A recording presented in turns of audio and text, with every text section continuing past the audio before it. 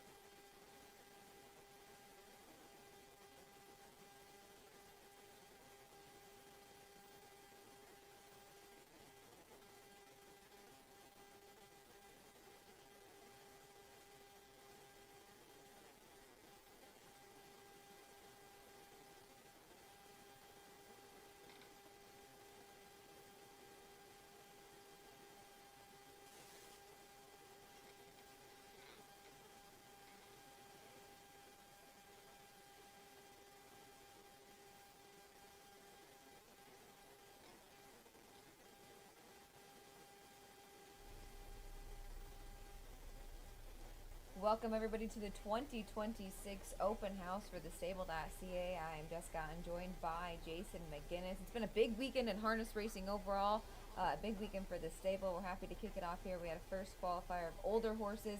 You guys are going to send behind the gate, I believe, 14 of them today? 14 two-year-olds and 3 older horses. Okay, yeah, there we go. So 14 two-year-olds and older horses as well. We're glad that Northfield Park was able to put this on, not only for the two-year-olds, but the older horses as well.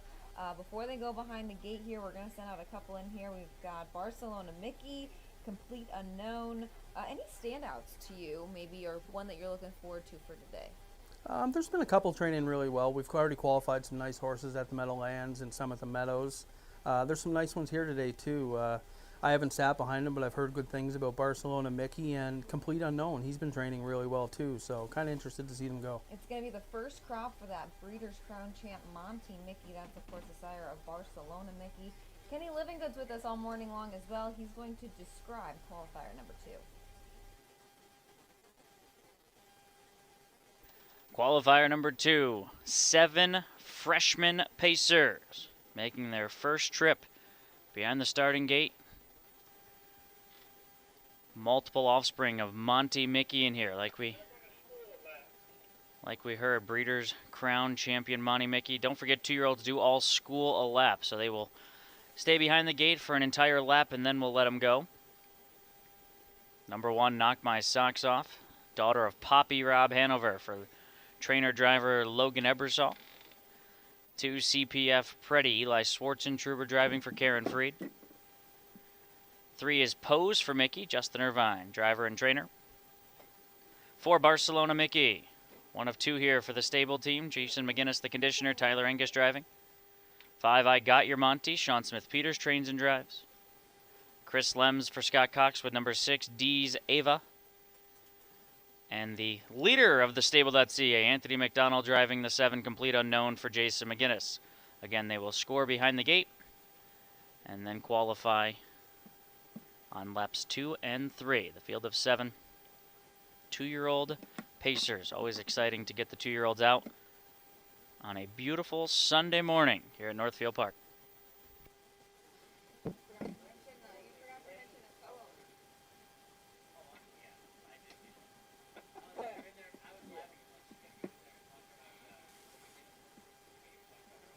Justin told me, off the record, Justin told me he could shit through a screen door. He was so nervous. Justin was? Oh, yeah. I said, well, I'm going to treat you like you treat me. Why are you nervous? It's not a horse. It's not a race. Did 919 drive this year. Just drive. We had one together. I didn't pick it out, but so technically, but oh no, this is the third. We have that shadow from here. Yeah, I wasn't. That we just got and we were. Yeah, Doc said she was literally laying face down and off the ground lane with a little. I guess she was coming like finishing her mile, and his were here. And then, how about it almost happened again last night with fucking odds on Mr. Honda. The field of 7 were all professional in their schooling lap, stayed pacing, and they're on gate.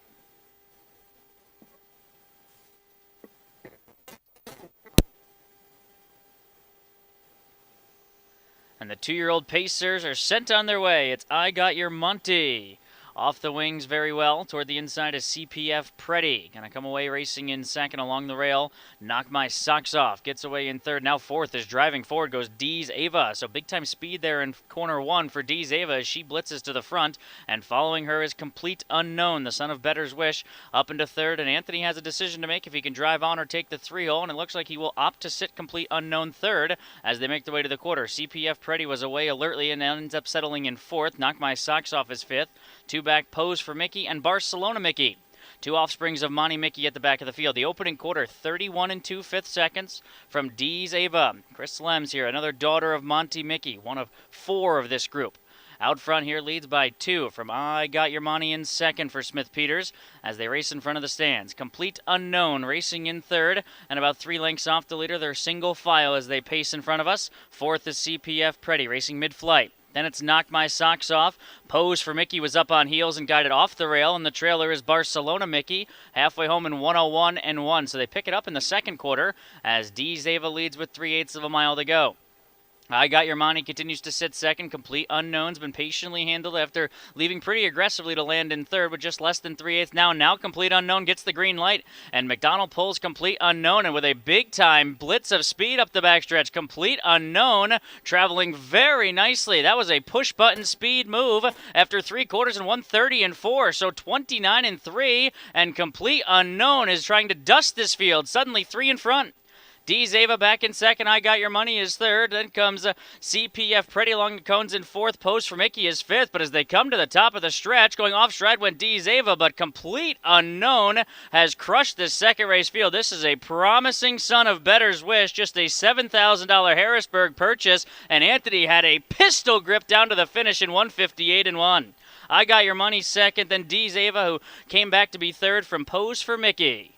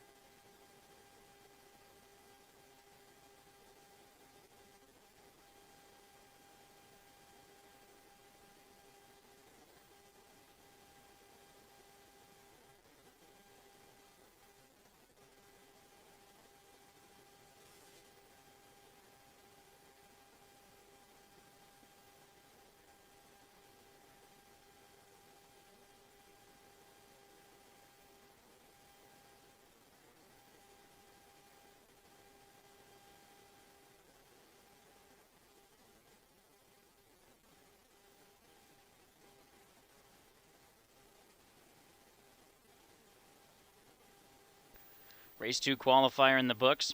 It's not the $1 million North America Cup that Anthony's brother James McDonald won last night, but he'll take qualifier number 2 with Complete Unknown with a strong second lap. Certainly very promising one there.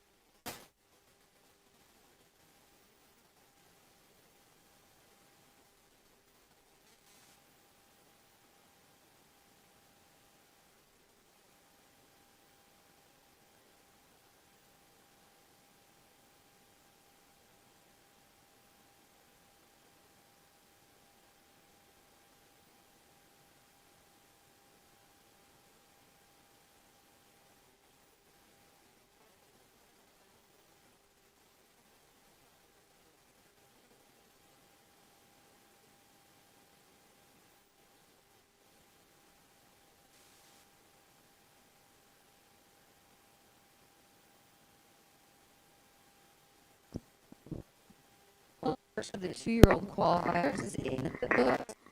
Pacific Complete Unknown, a little bit about the engine.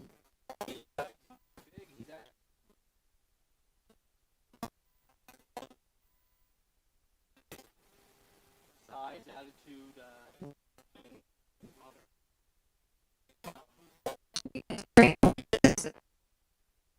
Or 7, so you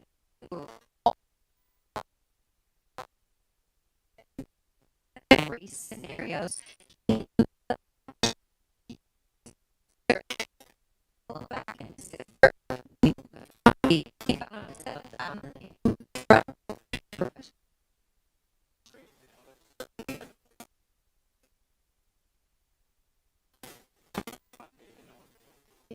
And he's of course a in his own right, but he had a lot of he had a decorated resume on that guy. And Barcelona Mickey, what were your thoughts on that one? I thought he was good. Tyler got away at the back, and he closed up well. I thought he was good. I was a big fan of Monty Mickey, so I'm really excited to see his first. Heard nothing.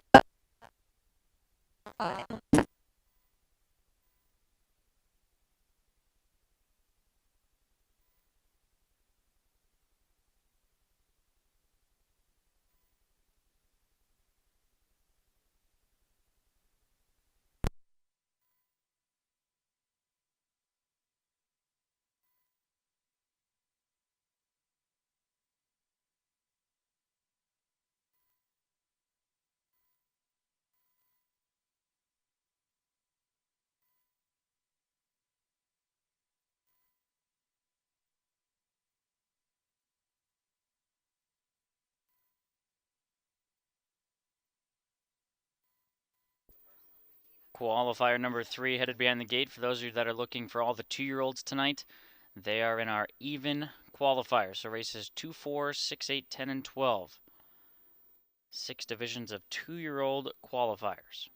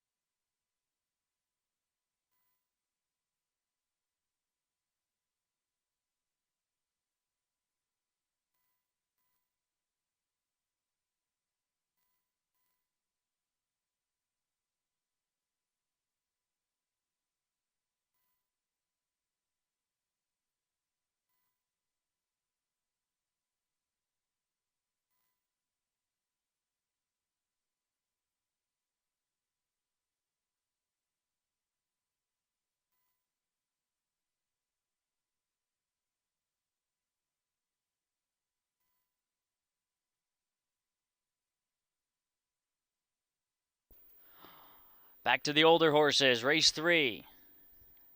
Here they come.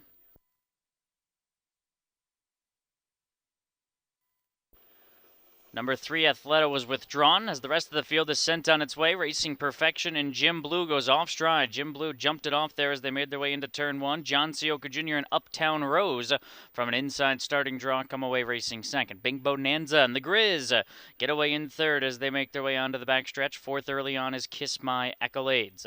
Then it's Catch Marcus and Pepsi Pop, and Jim Blue made the miscue at the start as the trailer. So they head up the backstretch. Jim Blue rough again in the backfield as up top it's Racing Perfection showing the way. Speeding past a 29-1 opening quarter. Racing Perfection, the son of Racing Hill. Out front, lifetime mark of 54-2 a season ago at the Delaware Fairgrounds. Leads here by 4 lengths. Racing Perfection in front. Second down at the inside is Uptown Rose as they race in front of the grandstand for the first time. Big Bonanza races from the third position. It's a gap of 2 to Kiss My Accolades, who's fourth and nudged along. Jim Blue on the outside fifth. Catch Marcus is sixth, and Pepsi Pop can see them all. 58-1. Half-mile split. Logan Ebersol and Racing Perfection doing it nicely up front. Still an open length leader with 3/8 of a mile to go as they round turn number 3. Back in second is Uptown Rose. Then it's Big Bonanza in third. Jim Blue outside of Kiss My Accolade, still fourth and fifth, and about 7.5 lengths off the leader. Catch Marcus is second last, only in front of Pepsi Pop. It's been all about Racing Perfection throughout, though. Racing Perfection 5 lengths to the good. It's Big Bonanza who tries to cut into the margin, moves up into second after 3 quarters, 127-2. So lap number 2 significantly faster here from Racing Perfection, still 3.5 in front. Big Bonanza is second, but rough gated there for a brief moment. Third on the outside, Jim Blue, then Uptown Rose along the rail. They make their way to the top of the stretch. Racing Perfection just toying with this field. Logan Ebersol now goes to submerging to keep Racing Perfection to task, but home free a winner nonetheless. 3 lengths in front. Big Bonanza was second. Catch Marcus made a nice rally to be third. Jim Blue fourth. Then Uptown Rose 156-4.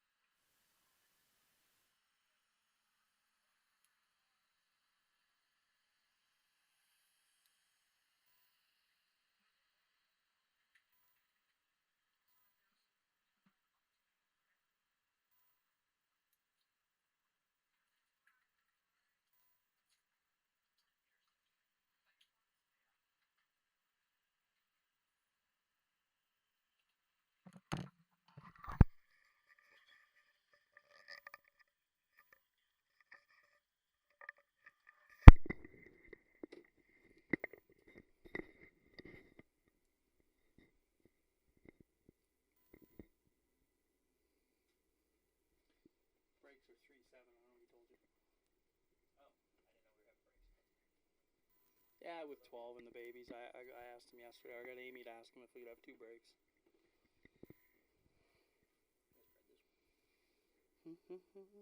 Yeah, Muscle Chrome. That's Tomboy Strong's brother. Where's that horse stand? Ohio this year. Centurion ATM. Yeah, he's Ohio. Where's Muscle Chrome, though? Sold. Gone. So you won't have any more Muscle Chrome? No, this is there might be a baby, but yeah, she gone. Yeah, I'm gonna go down there. Ready to roll? Yeah, he said. Oh, okay. He said just yell or tell him. Yeah, I can tell them. They're good to go up.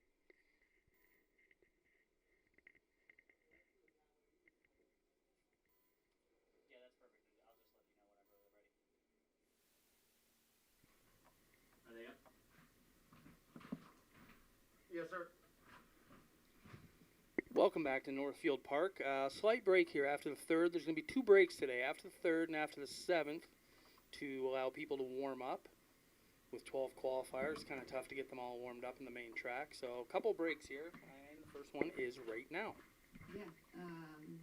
You mentioned earlier that was a big weekend of racing. Let's kind of talk about it because you guys had a big contender in one of those races last night at that Mohawk. First and foremost, I love going to big races at Mohawk. I think they do such a phenomenal job. It's so fan-friendly. You can literally get right up close and personal with the horses and the drivers and the trainers being backed right up to the paddock. But the fan Hanover, perfect thought. She had a first over performance, and against two of the best mares fillies I guess we've seen in that division. Yeah, I thought she raced great. James gave her a good trip.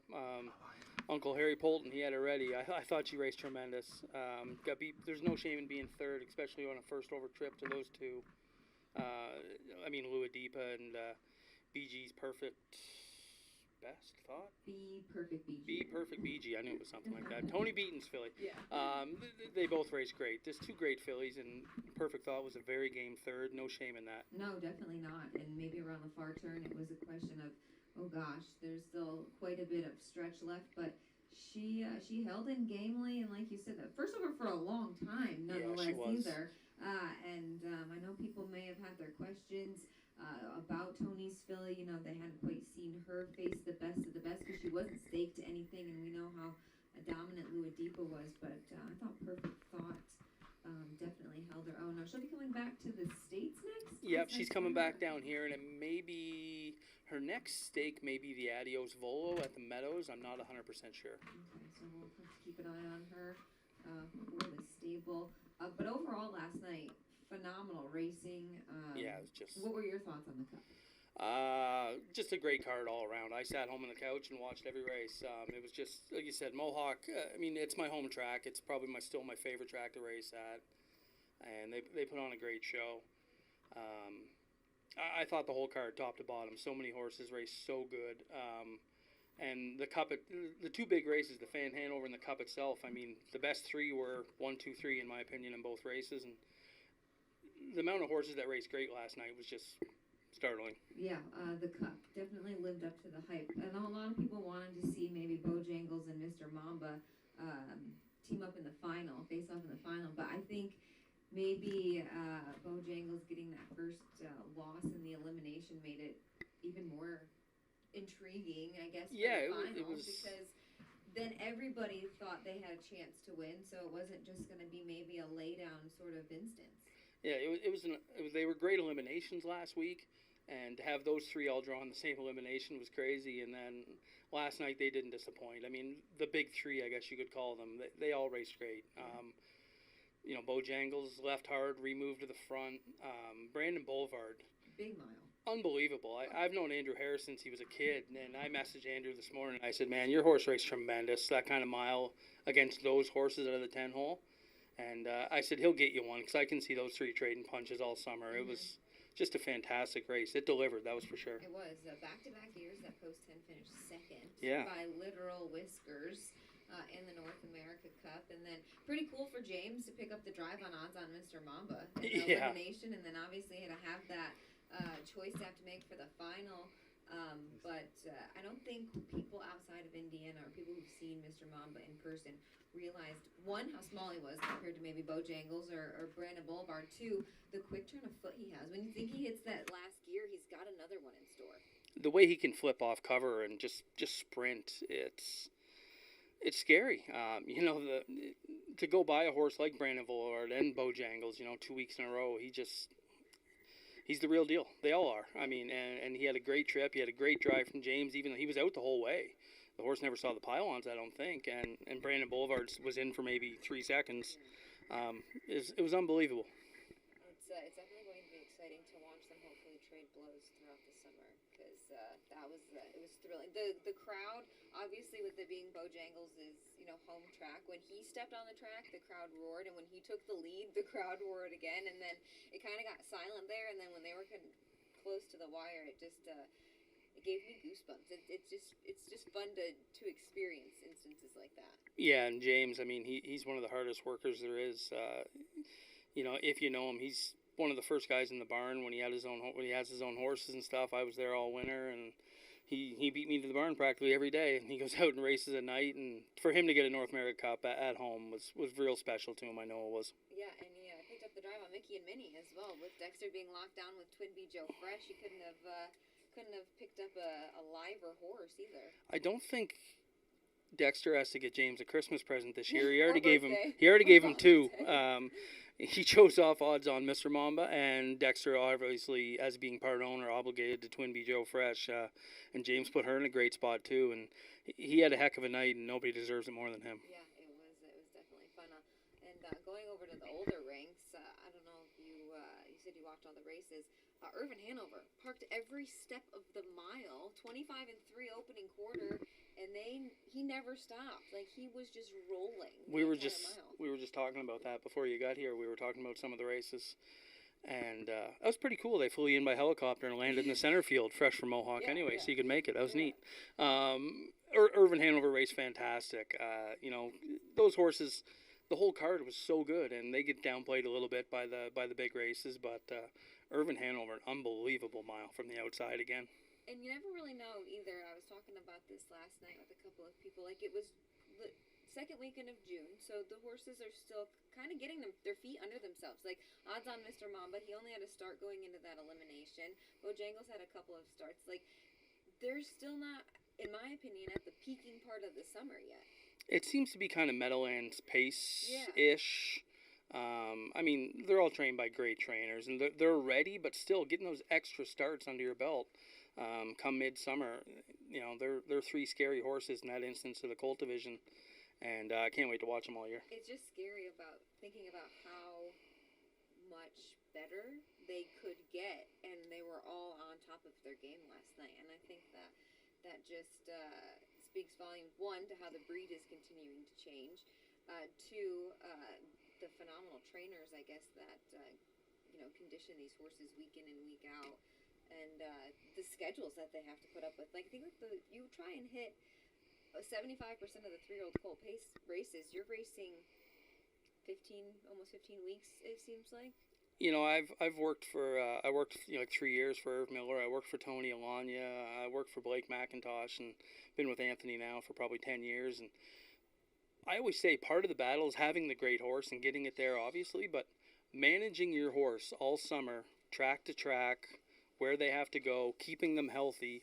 It's hard. These guys do a great job year after year. The same guys are in these big races, and it's no coincidence. No, and the travel too. Some horses just don't travel well, and instances like, take the weather for example. It was freezing up until 2 weeks ago, and then all of a sudden it's muggy and humid and hot. And this week here in Ohio was just, as a human, it can be hard to overcome, and we can control what we do. Like, some of these fillies it doesn't agree with geldings, let alone the fillies. I just think it's so tough for them to overcome, and you see that year after year with the top horses. They've somehow overcome it all the time. It is, and to have you go back to a filly like Perfect Thought. Megan did a great job with her, and she tied up unfortunately in the New Jersey Sire Stake final and had to be scratched. So we ship her back here. We trained her here. We ship her up to Ontario. She's there for 2 weeks, and the travel and everything, and for Harry to have her at the top of her game last night was pretty good. And as someone who lived on the East Coast for 7 years, the weather is so different out there. It is like the most humid place I think I've ever been, and it's weird because I thought this part of the world was humid, this part of the States was, and I went out there, and it's just a totally different atmosphere. So kudos to Harry. I know Dr. Latessa spent a lot of time, Dr. Katie and your team, to get her right, because it was almost a month in between races before that elimination. Yeah, she when you miss the final and then come up here, and there wasn't really a race for her. I think she could have raced at the Meadows, but she'd have been racing against the boys. Yeah. And she raced against two great fillies last night, but racing older boys, it's different. It's just different. Yeah, it's just different. So we elected not to race her and just sent her up there, and she won her elimination in 49 and was a game third last night. So great job by everybody. We talk about the older horses having such a tough schedule. What about the babies? What does it look like for you guys? Some people turn their horses out. Some people kind of take it case by case. You get these horses, we'll say from Lexington, that's early October. They get shipped up here. You break them. You get those jog miles into them. You guys typically turn horses out when they need it, give them just light jogging. What does that process look like? It goes horse by horse. We have a couple out in the field right now. A couple of them needed a little time and weren't quite ready to drive on. And right now is drive on time. It's go time. So if they're not 100% and ready to press on, they got a little break, and they can race later in the year for good money too. But we always aim. We've won it a couple times. The next generation in Scioto is our first big one, July 4th. Yeah. That's our first kind of big thing on the calendar for the Ohio breds for sure, and then fall into maybe the Sire Stakes, Buckeyes, or whatever. And I think Pennsylvania starts early this year, the Sire Stakes, and And there's always Kentucky too. They start so early. right, Kentucky starts early. We've had a couple 2-year-olds down with Eric Padawan and his wife Kathy. They've raced a couple times already at the fairs. Yep. And for people watching and listening, like, it's not just, you break them, you jog them, you train them, and they're at the races. There's a lot that goes behind. You ask a lot from these 2-year-olds at such a young age, and I think that kind of gets misinterpreted sometimes. They're not always going to be ready, the first week of June. Some horses do need that extra time, and I'm a firm believer in patience is key for a lot of horses. It is. There's some that just aren't ready, and there's some that they're ready to roll. They develop early, and whether it's mental or physical, they're ready to go. And some just take a little longer. We talked about the next generation. I think it's so cool that Scioto and the OHHA and that crew kind of came up with that idea because it kind of showcases maybe, or helps showcase those Ohio breds, obviously. But the Ohio breds have taken on the Grand Circuit and done quite well. And I think a lot of horses that have come out of the next generation, for instance, maybe Sets Your Sights High for the Melanders, she went on to win plenty of Grand Circuit races. Yeah, very good filly.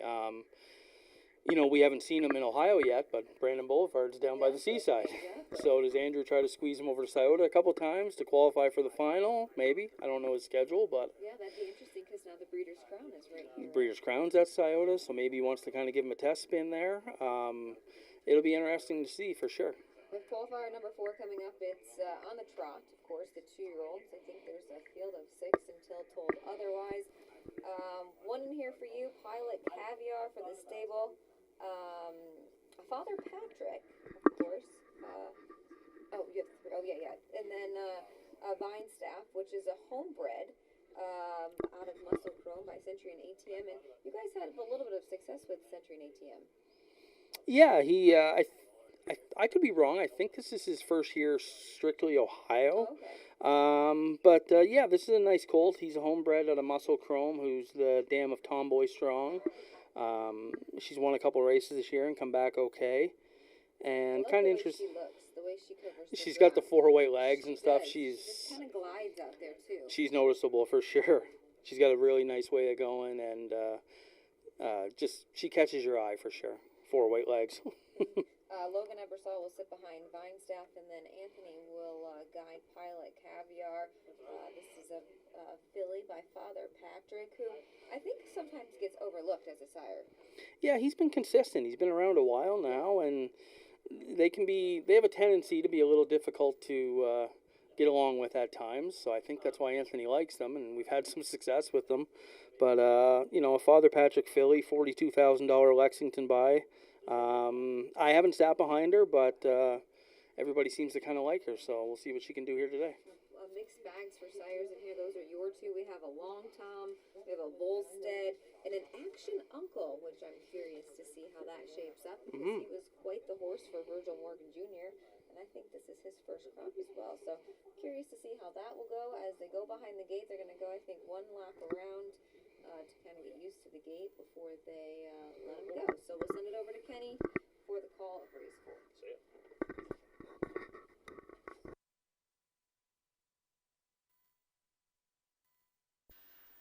Our second 2-year-old qualifier and 4th on this Sunday morning, early afternoon. Don't forget they do score 1 trip behind the gate before they are released, so just learning their jobs behind the gate. Field of 6. Number 1 is Tommy Stress and Micah Miller, the trainer and driver. Jason McGinnis and Anthony McDonald team up with the 2 Pilot Caviar. And my mistake, it is Chris Lems driving the 1, Tommy Stress. So Chris Lems on the 1. 2 is Pilot Caviar, Anthony McDonald, Jason McGinnis, also from the McGinnis barn. Number 3, Vine Staff, Logan Ebersol does the driving. 4, Sweet Valerie, Case Bateson for Karen Freed. 5, D's Alex, Darren Harvey trains and drives. And Sean Smith-Peters trains and drives the 6, We Action. It's a field of 6. Pair of long toms in here. Tommy Stress from the rail and D's Alex from post 5. Field of 6 freshman trotters. We saw Pacers just a short while ago. Let's see if the trotters can mind their manners here. Oh, Pilot Caviar is a half-sister champagne problem. See, this is why I need Kelly's book. Yeah. They're going. I'm going to get that thing. Get the pedigrees. That's why I printed that thing off. I didn't bring my laptop to look that up. I bet Nancy was happy with the drive-on.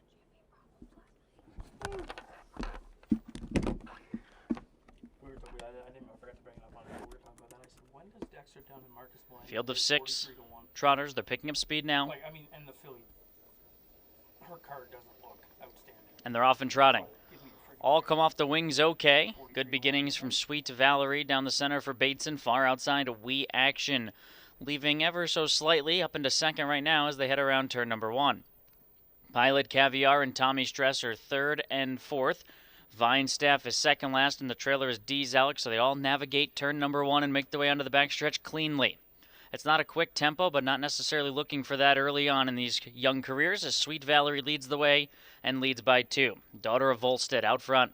We Action landed second, opening quarter, 32 seconds flat. Pilot Caviar races in third. Tommy Stress, Lems, has her fourth and about 5 lengths off the leader. Nose to helmet for Vine Staff, and 2 back to the trailer, D's Alex. First 3/8 of a mile complete in single file alignment, led up top by Sweet Valerie. Sweet Valerie down to the halfway point in front. We Action continues a 2-hole trip. Third in line for Pilot Caviar. Then it's Tommy Stress, Vine Staff in the trailer, D's Alex. Lap number 1, 104-1, so it's a 32-1. Second quarter from Sweet Valerie. They're all just coasting along. We Action continues to race there in second with 3/8 of a mile to go. AMAC and Pilot Caviar in line third. Fourth at this stage, still Tommy Stress. There's been no movement. Vine Staff and D's Alex at the back. Onto the backstretch now. The pace will pick up and the complexion will change as We Action's ready to come out of the pocket and confront Sweet Valerie as they race to 3/4. So Sweet Valerie with the lead. We Action comes off the Bateson helmet and swings to the outside and takes the lead. 3/4 and 135-3. Pilot Caviar right in behind them, third. Fourth along the cones is Tommy Stress. Then comes Vine Staff in the trailer. Still D's Alex as they round the far turn. It's Sweet Valerie trying to go all the way. She's still in front here. On the outside, We Action. Pilot Caviar into a tight spot down along the inside and will go into the passing lane as they turn for home. Sweet Valerie. Pilot Caviar up the inside. Sweet Valerie is going to go all the way. Pilot Caviar second, We Action third, Tommy Stress, Vine Staff, and D's Alex, 2:06 and 1/5.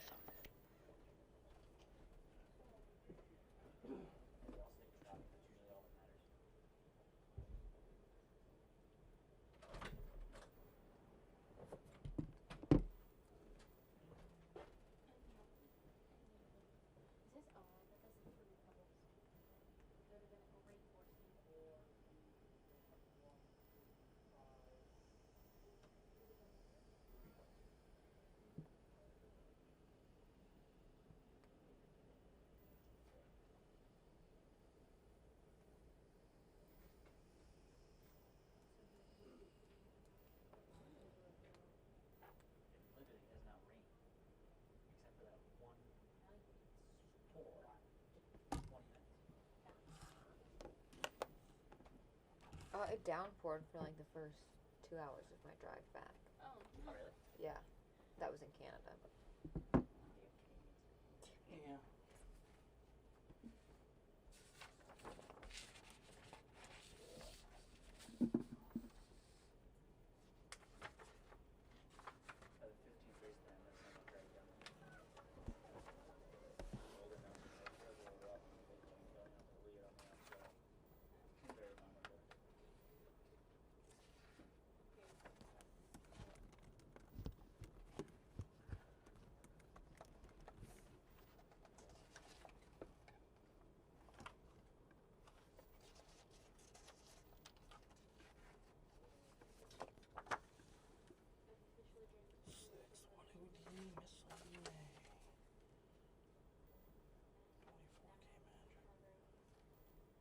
Is back up in New York? Yeah.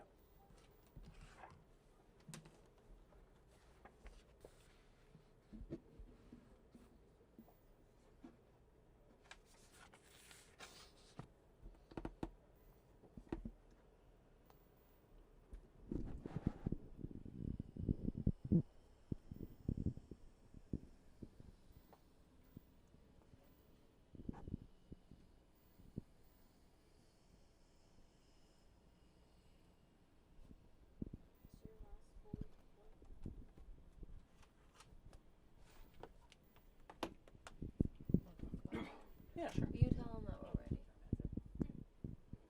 Please. Hey, can you turn those guys up, please? This one's definitely gonna hold. You're good. Qualifier number 4 in the books. Good effort by each one of those two, Jason. Thanks to Amy McDonald for pointing out that Pilot Caviar, half-sister to Champagne Problems, who was a very nice trotter for Nancy Tactor. She competed first outing, I think, or second outing maybe last night in the Arborough flight against Older. So she's got some nice siblings. Yeah, no, I thought she looked good. You know, she kind of got jammed up a couple times and still a little trot on the end. Half in 104 and change, my own 2.6, but everybody behaved and did their work. Logan got away at the back and finished up good, so happy with both of them. Now, will most of these horses, or some of these horses, come back a second try, even if they do get qualified? Maybe Yeah, just a look for lot of them. mannerism and then come back? A lot of them will, you know, they've done it now, so might look for a little more speed. Depending on where their jurisdiction is, they may go to the meadows and qualify. Just kind of depends on the horse and the situation. Speaking of Amy McDonald, she's on the East Coast Mhm. with a couple of horses. I think you guys qualified 3 maybe last week? Yep, qualified 3. Superway, Exy, and Atomics Hanover. Yes. Now, Superway, is that the one out of Ariana G? Yes. Yeah. I saw that the sibling, American Power, I believe, upset Apex in his first race of the year Right. a couple of weeks ago, and then Apex come on to win. But Ariana G was just a tremendous racehorse. She was so fun to watch. Yeah, great horse, and he's got a long way to go to fill his mom's shoes, but he looked really good last week, and we were happy with him. And due to the schedule, the World Cup being at the Meadowlands this week, qualifiers were Saturday last week. They were Thursday this week, so elected to skip this week and focus on next week. Yeah, so they'll go again next week, like you just mentioned. And she also has Jailbird Jog. Tough trip in the final, but she's been a nice filly for you guys too. Yeah, she's been a very good filly. You know, bad post. Tried kind of half ducking, it didn't work, and had to roll onto the front. And you know, 5th place 6 is unfortunate, but she trotted. She still trotted a mile 51-4, home in I think 27-2. You know, she raced great. She circumstances weren't great, so she had some bad luck, but hopefully luck's on her side next time. It was pretty cool for her to take the first ever Oak Grove trot of the Oaks. Yeah, no, we've had some good luck in the last few years at Oak Grove with Eric, who I mentioned earlier, and his wife Kathy, and she raced great. They did a great job with her, and she raced amazing. She had a little luck. A couple fillies made breaks, but she was very, very good. I don't think they were beating her anyway. So you know, it was Oak Grove. The money there is great, and they put up money into these 2 big stakes, and it was really cool to win one. They definitely love racing. Now I'm gonna assume maybe she's on her path to the Hamiltonian Oaks. Yeah, she's going to stay in New Jersey for the time being, and the Oaks is kind of the goal right now. All right, qualifier number 5 is up next. It's Older Horses. We'll be back after this.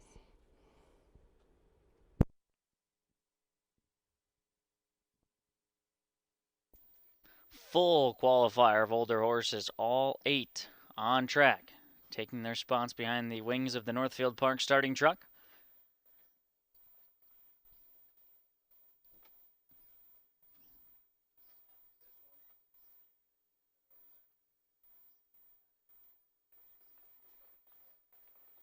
Here come the field of 8.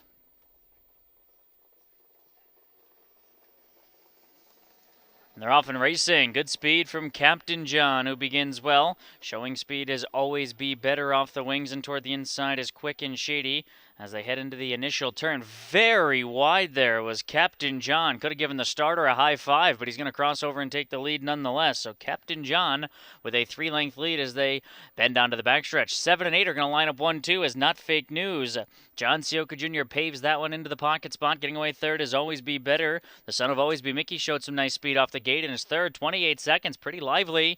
Quick and Shady is fourth, 2 back to Brett the Jet, who's racing in the 5th position as they round the turn. Then comes Who Ya Foolin'. It's a gap of 6 lengths to Bart the Barrister. And out the back, at the back of the field, is Full Time Power. They're well strung out, 15 lengths covering them. That's because they're going pretty quick up front, and they're all led by Captain John. Captain John down to the half in front.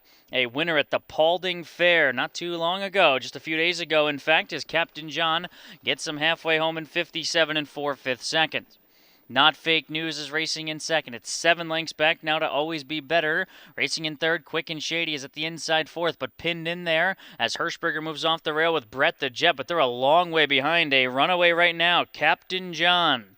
Captain John enters the back stretch, and he's now 6 in front, showing some nice talent here. Captain John well clear.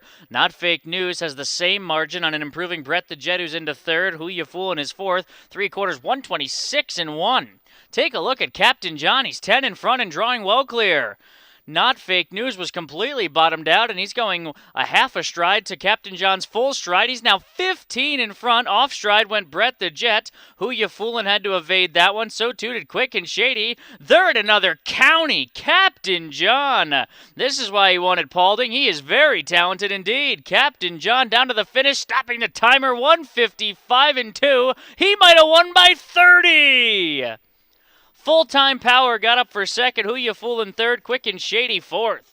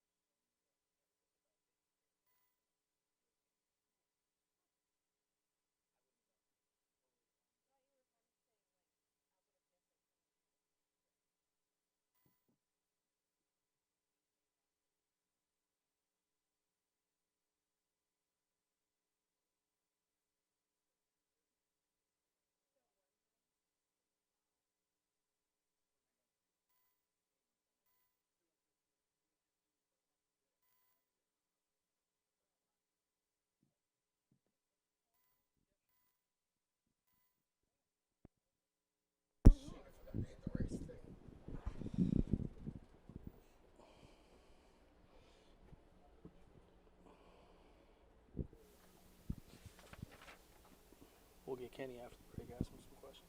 I like it.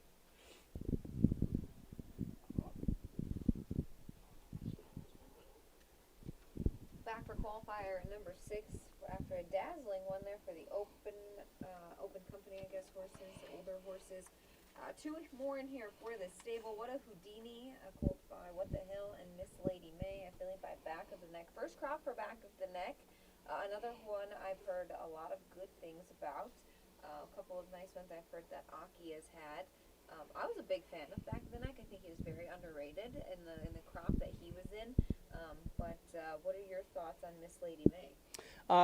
Not the biggest filly, but she feels like she's the biggest filly. She acts like she's King Kong sometimes.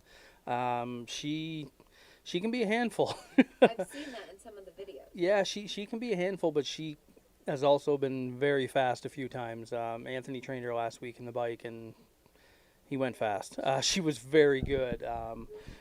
Nice filly. She actually scoped half sick after, too, so it was a little surprising. But when she's minding her manners and everything's, you can just see her there on the track. Yeah. She's a little fired up. When she's behaving herself, she's a very nice filly. A lot of speed.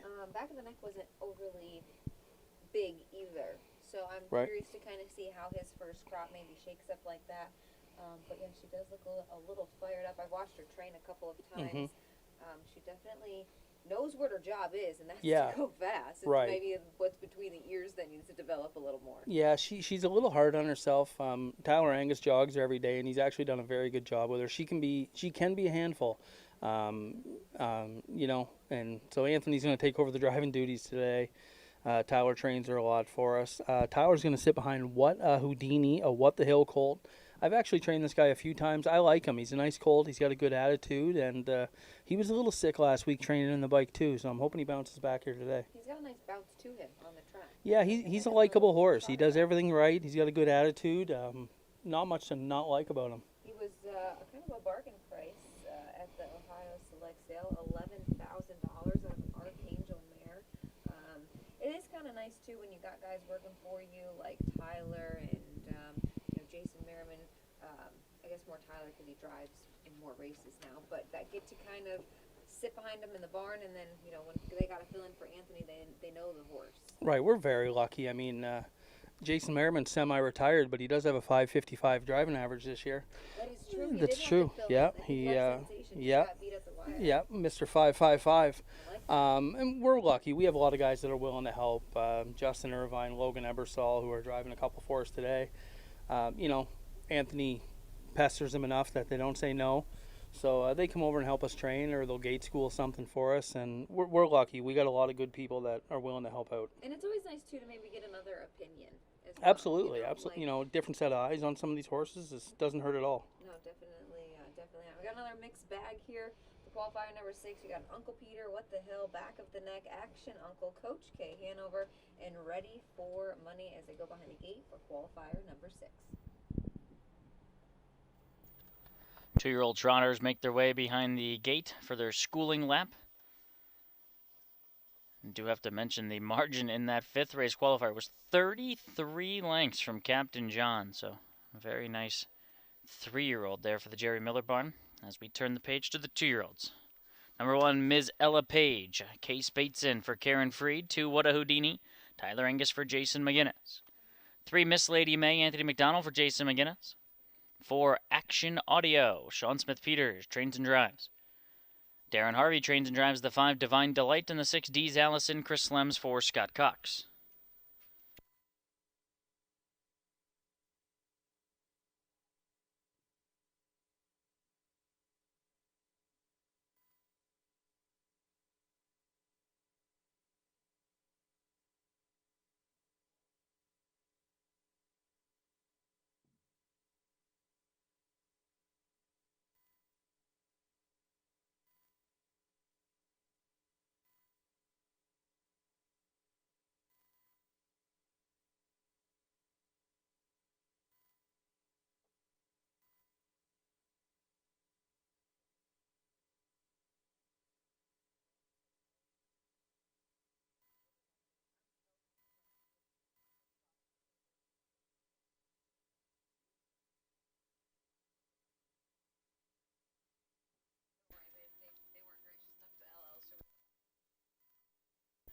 Field of 6 trotters. Here they come.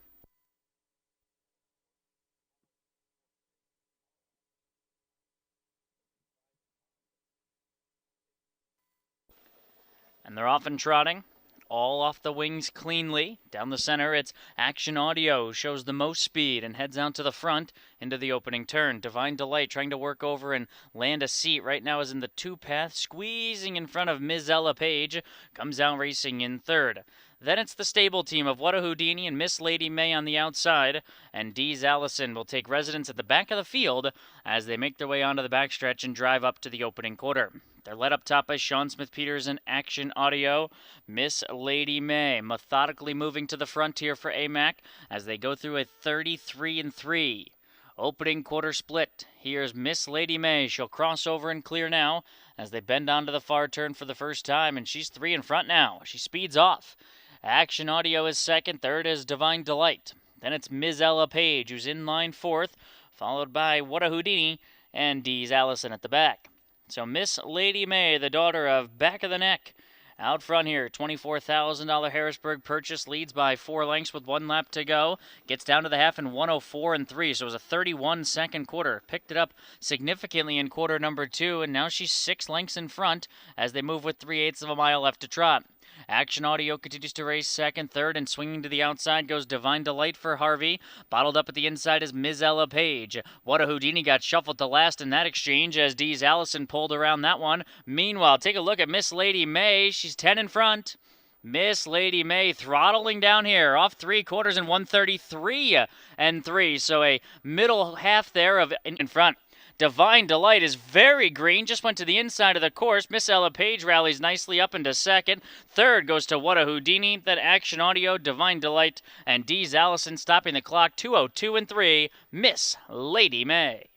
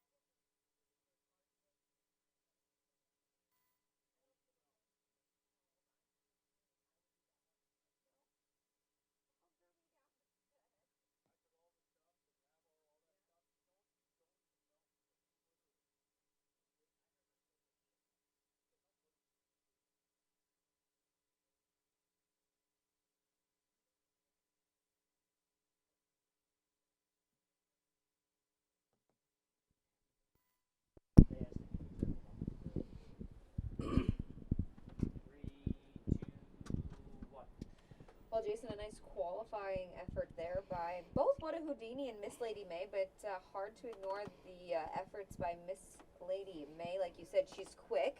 Maybe sometimes not the thing working between her ears, but she looked good there today.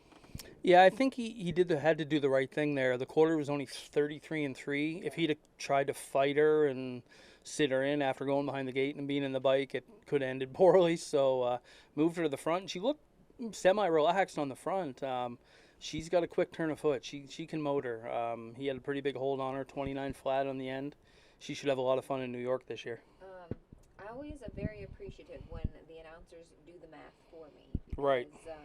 Not always the quickest when it comes to doing those fraction maths. So Kenny Livingston said it was an even 60-second middle half, and she looked pretty comfortable doing it. Yeah, we're putting Kenny to work here today because he said normally the time's up, but it's not today, so he's going by memory. That's pretty good because I can sit there and stare at all those numbers all day long and still get a little confused. What a Houdini was 3 wide in the far turn, a breaker to his outside. I thought he handled that professionally. Sometimes the younger horses don't always have their mind on the matter, and I thought he closed well. Yeah, he looked good. Tower sat back early. I mean, he's over the half really slow. Just went around with him. This isn't a bad colt. He's got a little bit of talent, and he was a little sick last week, so he did the right thing, and he closed up well, like I said, and he was pretty professional, too. He had a breaker in the far turn. One kind of dove in the inside down the lane, and he just kept trotting. So good job by Tyler, and what a Houdini. We have older qualifiers coming up. I was just trying to remember who Aunt Sarah was related to. Tennessee Tom? Aunt Sarah is a sister to Tennessee Tom. So. She's had a couple of breaking issues. So That's far her for a claim to fame. 3-year-old season. But I think they're getting her. You guys are getting her ready for maybe another Buckeye claiming series, Buckeye Stallion. Yeah, we kind of went back and forth debating on the Buckeye claiming series or maybe just a maiden because we got 2 fillies in the claiming series that both won in Scioto last week. And I said to Anthony, it depends on how many divisions they have because it's tough to race her against 2 in the barn that honestly right now she can't beat. Right. There's 2 down the shed row she can't beat. So we're going to see how she goes today and give us the option. If she raced in the claimer, she didn't have to qualify off the 2 breaks. Right. But if we want to go the maiden route, so he said, well, let's throw her in a qualify and see how she goes. So depending on this morning's performance, we'll either try the Buckeye Climber or she can go right in a maiden still. You guys recently added Lasix to her, and then I just saw her go by. Quite the rigging on the inside. Looked like she had a nice big Murphy line and 2 head bolts. Maybe explain to them watching what exactly that's going to help her with. She runs in pretty good. She doesn't handle the turns the greatest.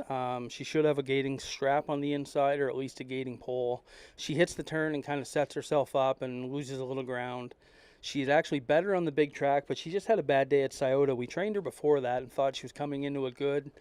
I don't know if the flip-flops made her not get a hold of the track so good. The track was a little loose that night, Brett said, and it was just a bad night for her.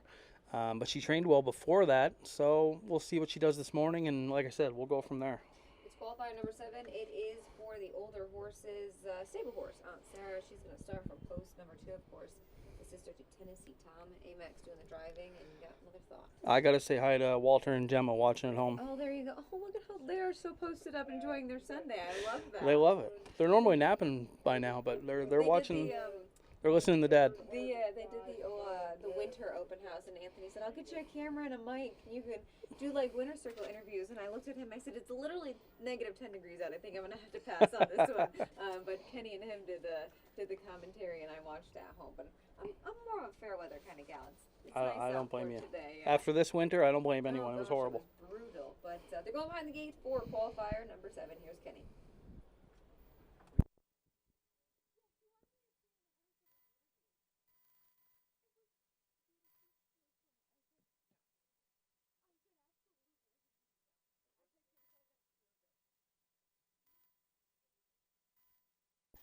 Trotters are making their way behind the gate for race number 7. Here are the changes. Chris Lems on the 1, Harvey Hirschberger on the 4, Darren Harvey on the 5, and Miles Wollum training and driving here for the 7 Fast Dreams. The field of 7 Trotters make the turn.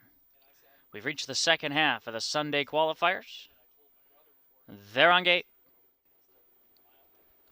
And they're off and trotting off stride the 6. Oh, so fast. Oh, so fast. Lost it there as they head to turn 1 with Sister Sadie crossing over and clearing. A 9-time winner. Sister Sadie makes the front into turn number 1.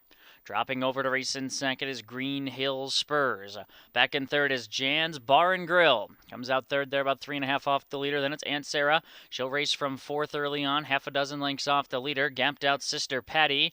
Then comes Fast Dreams and far back to the breaker Oh So Fast as they make their way to an opening quarter in 29 and 1/5 seconds. John Sioka Jr. showing speed with Sister Sadie.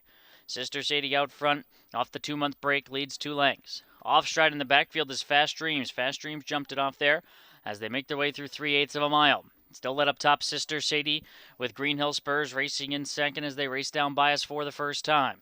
Jan's Bar and Grill races from third, and Sarah patiently handled in lap number 1 by AMAC racing in fourth as they complete the first lap in 59 and 2, so it's a 30 and 1 second quarter. Sister Patty's about 17 lengths away, and then back to the breakers Oh So Fast and Fast Dreams. 3/8 of a mile left to high step as they round turn number 3 and make their way to the backside of the course. Sister Sadie still showing the way, leading by 2. Green Hill Spurs has been tracking throughout, sitting second. It's a gap of 3 more to Jan's Bar and Grill and Sarah right off the Lems helmet there. Still patiently handled as they make their way to the 3/4 station in 1:28 and 4/5 seconds. Up top, Sister Sadie looking good into the far turn 3 in front. Green Hill Spurs is second. It's well back to Jan's Bar and Grill and Aunt Sarah. They're third and fourth, but about 8 and 9 lengths off the leader with an 1/8 of a mile to go. Fifth is Sister Patty as they make their way to the top of the stretch. Sister Sadie's been out front since the word go, and she'll turn 3 lengths in front and roll down here to the finish. Sister Sadie's back a winner. She'll win comfortably in the end. Sister Sadie stops the clock in 1:59. It's Green Hill Spurs second. Aunt Sarah finished up third. Jan's Bar and Grill was fourth.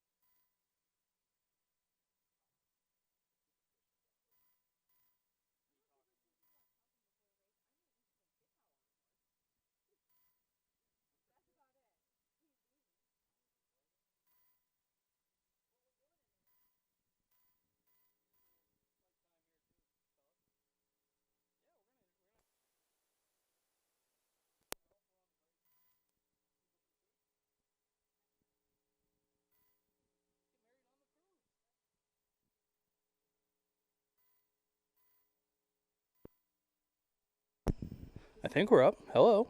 We are back from Northfield Park on this thankfully sunny Sunday afternoon. Even yesterday, the forecast was not great. Well, I wasn't here, so Yeah, fill me in. like 80% chance of rain. Ooh. Yeah, touch wood so far, we've dodged a bullet for sure. Yeah. Before we bring Kenny Livingood in, I do want to ask you about a couple of horses you qualified over at the Meadows. I think you sent 5 or 6 over there. Mhm. Dublin's Ferrani. I know that Anthony's been pretty high on this one. Yeah, qualified really well, got home strong. He was very happy. Pulled a blood on him after, everything came back good, so all systems go. Maybe heading to no, he's not the one going to Kentucky. He's Ohio bred. That's the filly. She might be a replace of Perfect Instead. She's kind of first also eligible behind Yeah. Perfect Instead for the next generation, so he was very happy. And then I know Bella Dale made a break, but she was still pretty impressive. I know Anthony's been high on this one all winter long. And I believe she spent some time over with Dr. Brown. They're going to miss that first leg in Kentucky, but ready to rock for July 4th. She's a very nice filly, fast filly. She had a quarter crack and was blowing something out of the other foot. So she's had her feet issues and just making sure nothing else is bothering her. Right now we're scheduled to bring her back here, and it'll be all systems go and pointing towards the next generation at Scioto. And then we have Cyrus. I think that's how you say that, right? Yes. 2 minutes and 4/5. Tactical landing. You guys have had success with tactical landings. Yeah. Tactical mounds. And I believe Jailbird Dog's a tactical Yep, landing, she right? is. Yeah. Yeah, he was happy. Would have liked him to get home a little bit stronger, but all things considered, shipping over day before and everything, he was happy with him. It is a lot for them to grasp onto. Like, they're used to being here, getting ready Right. in their stall in their IOA, coming up here training, going right back home. The Meadows is totally different. You're in a paddock, you got to ship over there. Yeah, we shipped him over there the night before and then warm him up, and new track, new surroundings. All things considered, he was happy. Prada or Not, I think, is the one that you were thinking of. The Yes. Chimpanzee. Yes. I love how put together the chimpanzees are. Like, he Right. was so perfectly put together himself, and he's thrown a limited crop each year, but he always throws a couple of nice ones. This one, 29-1, 59-1, 29-4. Yeah, Kentucky only. Maybe that handcuffs them a little bit now because they can't go somewhere else, maybe bounce around Ohio or PA or something. But Kentucky only, the chimpanzees. Prada or Nada came out of it good, and he was happy. And then you had Incredible. This is another Father Patrick. Yeah, she's another one. She's a little hard on herself, a little headstrong. Behaved well. He put her on the front and qualified good and came out of the race good. And then Lou Armstrong. I believe this is a homebred. Yep, a homebred It for is. you guys. Quattro de Julio. Now, I spent a lot of time around Quattro de Julio. I felt like in his 3-year-old season, and he could be a bit of a mean bugger. He wanted to bite anything and everyone that went by him. But I know a lot of people were excited about Lou Armstrong. Yeah, he qualified really good. Homebred out of a filly. We raced at 2 and 3, My Jazz. She was a really nice 2-year-old. Gave me my first Delaware win. Ooh, She won the breeders at 2, and at 3 she just had problem after problem. She had a horrible foot that numerous vets and blacksmiths, and it took us she missed almost her entire stake season. It was just a nightmare. Very nice mare though, and this is her first full. Lou Armstrong, the Quattro de Julio. Yeah, not much else to say. 27-1 on the end, and he was very good. He's being pointed towards the next generation, July 4th at Scioto. yeah, that's very exciting. You talk about feet problems. This winter, I feel like it's been tough because it was so cold, and it's frozen tracks and stuff like that, not getting out and having to miss a couple of days just because of how cold it was. But I don't think people realize, like, no foot, no horse. Like, that is the base of your animal, and it's once you get an issue in the foot, you have to make sure you take care of it properly the first 4 or 5 days, because if you don't, then you're coming back 3 or 4 weeks later and having that same issue. Right, something will just fester in there, and it just turns into a nightmare. You want to try to address it as quick as you can. And like you said, that's the saying: no foot, no horse. If they have feet problems or their feet are bugging them, you're really going uphill. Speaking of the winter, you were up in Canada for a lot of it. Was it as cold as up there as it was down here? It was horrible. It was actually, I think we get a little less snow, but it was a couple degrees colder all the time. 'Cause my wife would be telling me how cold it is, and I'd look, and I'd be like, it's colder here. I woke up It was every horrible. day hoping it was just in double digits? Like, is it gonna get above 10 degrees? Yeah, like, it was terrible. I picked a heck of a winter to quit my inside job. It was horrible. I don't know. I think we're gonna bring in Kenny, The professional. the professional. Kenny's not used to working this early. I'm I don't know. so glad that He's off his doing all game the here math now. for us. Kenny, fresh off of the Battle of Lake Erie, phenomenal call. Great call. How exciting! Thank was you. that? Every year the battle is it's the pinnacle race of the year here, so it's exciting. It's the summer event. It was number 40.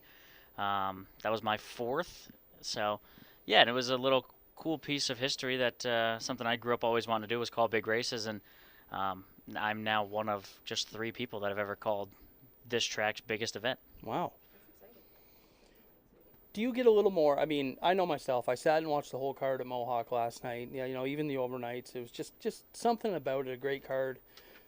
Do you get a little more juiced up watching and announcing these big races more than now? The Wednesday night card. There are meat and potatoes. We need them. We need those horses to race all winter and all spring. But the stake races, it's got to be more exciting for you. Yeah, absolutely. You definitely get more fired up. You want to deliver a call. That's when the most eyes are watching, even if not necessarily betting, but the most eyes in the sport are watching. So, and it's calls that will stick with these horses down the road, years to come. When they do sire videos, there's a potential that is the race call that's used to, promote a certain horse's breeding. So, yeah, it's definitely a call you want to deliver. Obviously, I try to deliver 100% every call, but let's be honest, we race 3,000 races a year here. There's certainly some bad ones in there, but trying to give 110 for sure on the stakes ones. Yeah, your 15th call on a Monday night might be a little different than the battle. The 15th call might be pretty bad tonight. Anthony got me up early for this. Yeah, you might I'm usually still in bed by 11 need a o'clock. Halls and a nap maybe. Yeah. I will give kudos to you because you do make just about every race exciting, and I think that's important because the same amount of work goes into a maiden as it does, those big race horses. So I think a lot of people appreciate that. Yeah, I try to. If I let the race call determine my excitement level for the race. Obviously, you're always just going to have more juices flowing for something that's a $50,000 race or 75, or even the battle, for example. But even on the undercard, if you get 2 horses that peel away going to 3/4, you're going to get fired up because I'm still a fan of the sport. I still love horse racing, and getting to know the guys. I know they want to win just as much as anybody. So, yeah, I think anything that I can do to help the race, have more excitement. If they line up single file and the favorites are 1-2, it's kind of going to be a little bit more of a lackadaisical call, but it is more of a lackadaisical. It's a lineup Yeah, number there's only race. so much you can do if the favorites line up in order.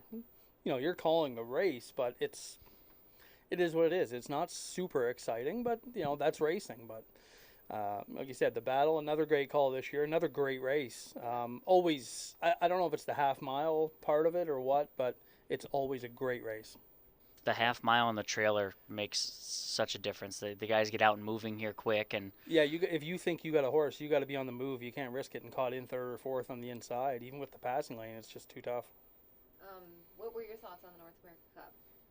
I thought it was a heck of a finish. You had the big shots. That's what everybody wanted. You had Bojangles, you had odds on Mr. Mamba, and Brandon Boulevard all throw down to the finish, and Al Poppy at the inside. So 4 across with 70 yards to go. You couldn't ask for a better job, and Chad nailed it like he always does, and the Indiana horse gets it done. The Milstein, is that an invitational race? It is an invitational. We're fingers crossed. We'll see.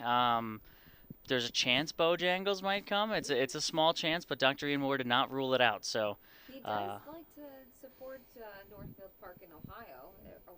Nonetheless, Northfield Park, and he's had success. So he won it last year. Brought horses here. Prince Al was here last week. Obviously, he's been a big supporter of the Jug. He had a mare at the Philly win a couple of years ago. Yeah, David drove her. Yeah. She was the 2-horse. Hmm? She was the 2-horse. Yeah, odds on something. It was odds on something. Odds on David Miller. Odds on on. David Miller. That's usually a good bet in Ohio. Odds on Yeah. Odds on Platinum. Platinum. Yeah, there we go. See, purple, platinum. See, See, got it. We know good, we're good thing doing we it. got announcers around here to remember Right. horse names. But yeah, Ian's always been a supporter of Ohio and stuff. Buys some Ohio breds. He's had some good ones, Clever Cody and a couple others. So it'd be really cool. He's a world class horse, and it'd be nice to have him here. Yeah, and I think they're targeting the jug, so maybe get a start on the half mile before you go over to Delaware. So, Yeah. and I do want to say I'm glad to hear that Dr. Ian Moore is okay after his incident, and hopefully Sarah Sponstead heals up pretty quickly. Just want Yeah, to mention scary that incident training Friday accident. night at Mohawk. Just warming up. Obviously, there's been some bad accidents the last few months here. The one at Scioto, and just goes to show you, maybe people take for granted what we do, and anything can happen anytime. They're still 1,000-pound animals, and two professionals like Ian Moore and Sarah, and just a freak accident and got hurt. I think it's a friendly reminder too that they're not machines. No. They're not Cadillacs, and they're not push button by any means. And it was just a freak thing to happen. But I did read that Sarah was doing okay. She had a little bit of pain, but we wish them a speedy recovery. I know Doc had that wrap around his arm last night. Yeah, yeah. Yeah, I think it would have took an awful lot for him to miss that race last night. For sure. So good to see him make the race, and he came up a little short and finished third, but his horse raced great. And speaking of his horses, Prince Al Hanover went a heck of a trip as well. He raced great again last night. He's just a great horse. He raced super here the week before. I thought Kakele gave him a great drive, didn't get caught up in the speed, and came up a little short, and he raced super again last night. I give a shout out to the harness racing update. They do the Trues and Training every year. He is one of my favorite ones to look out for because he just gives so much insight to everything he does. But he's also a veterinarian, so you kind of look and see how he trains upon how maybe he would assess on the vet side of things. But he's one I look forward to every single year. They do such a great job with those. And Doc's actually been, with so many tracks going the same night in Ontario and stuff, he's actually gone to like Flamborough Downs and places this spring, being the track veterinarian at night. Wow. Like he doesn't have enough stuff to do. So running his stable. So he's done the track veterinarian at several tracks this year at night.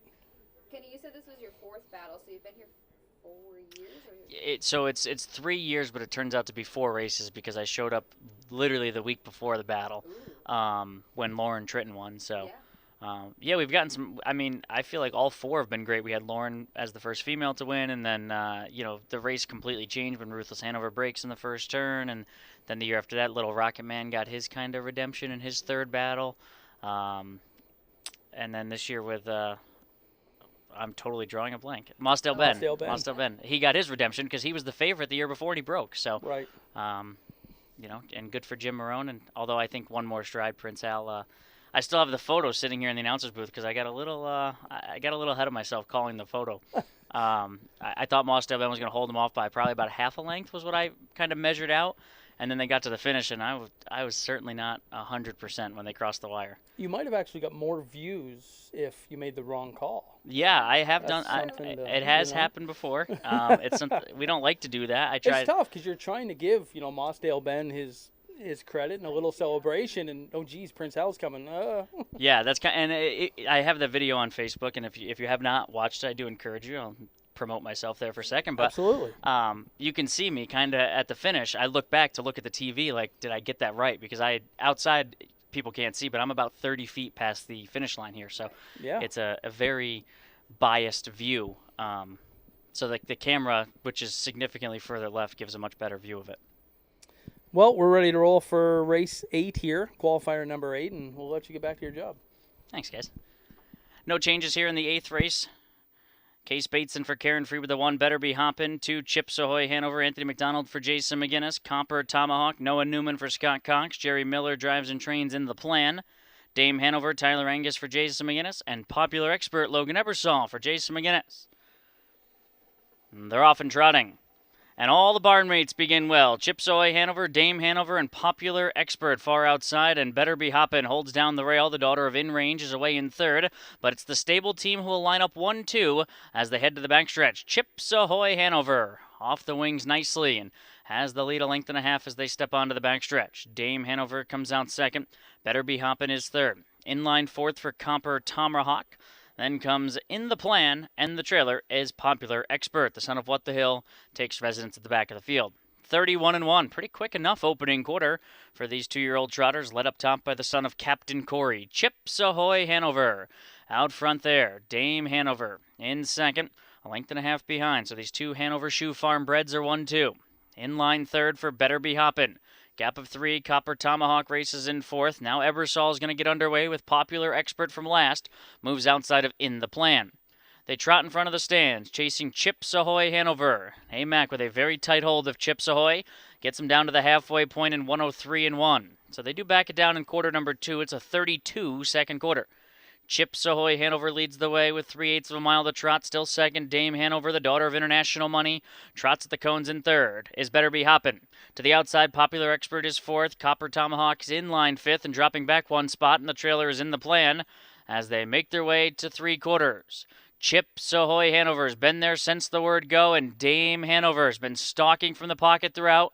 Third is Better Be Hoppin'. 3/4 posted, 132-4. They pick it up again as Chips Ahoy Hanover heads into the far turn, moving nicely. Dame Hanover still second. Back in third is Better Be Hoppin'. It's 4 lengths back. Popular Expert is fourth. Fifth is Copper Tomahawk, and the trailer is in the plan. They make their way to the top of the stretch. The stable are going to be 1-2. It's can Dame Hanover catch Chips Ahoy Hanover, who turns first. Dame Hanover swings off the AMAC helmet, and Dame Hanover finishing up strongly down the center to win it.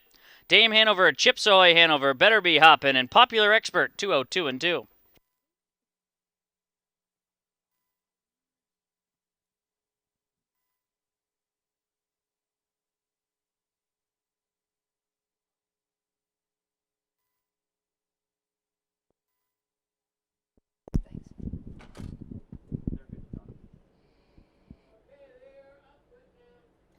Qualifier number 8 in the books. A trio in there for the stable. Jason, Chips Ahoy Hanover, Dame Hanover, Popular Expert. I said to you, Chips Ahoy Hanover looked like a bit of a handful for Anthony, but all in all, I thought he qualified well. Yeah, he was a little excited getting out of there, but he was able to back him down. Overall, a good mile, 2-2, strong finish. I thought he was good. He just got out sprinted by the international money filly in Tyler Angus, Dame Hanover. Another, I think it was maybe a second or third crop, Captain Corey. Of course, one of the Aki Swanson pupils. That'll be, that's who he is by, out of a nice muscle, massive mare. Comes from a nice family we were just looking over. Cecil Hanover, of course, another Aki Swanson trainee, $685,000, and then comes from the family of Atlanta. So lots to like about that. Yeah, no, definitely a strong pedigree, and I believe second crop, Captain Corey. Yeah, I think so. I think it's second, yeah. So, no, good mile and exciting to see. And then Dame Hanover, this was an early purchase. I was just asked what PEO meant, Preferred Equine Online. Of course, David Reed's doing there, but another Hanover Shoe Farm bred horse. This is affiliated by International Money. Sat the pocket, never really gave up any lengths on Anthony, and then popped the pocket, and she trotted home nicely. Yeah, no, finished up really well, and for Tyler Angus to get her around with no hobbles on says something about her. She's very good gated. That's a huge win. And then Popular Expert, she got away back with Logan, and then she gave him a little bit of trot there late in the stretch as well. So he is a guy by What the Hill, a bargain price of $8,000 from the Ohio Select Sale. Yeah, he's not a bad little colt. He got away at the back and passed some, and Logan did a good job, as he usually does, and pretty happy with him. Qualifier number 9 is up next. It's for the older horses, and we're going to see a stable horse in Foxy Seaside. Quite the interesting story behind Foxy Seaside. You guys have raced her, primarily throughout her career. She's 4 now, daughter of down by the Seaside.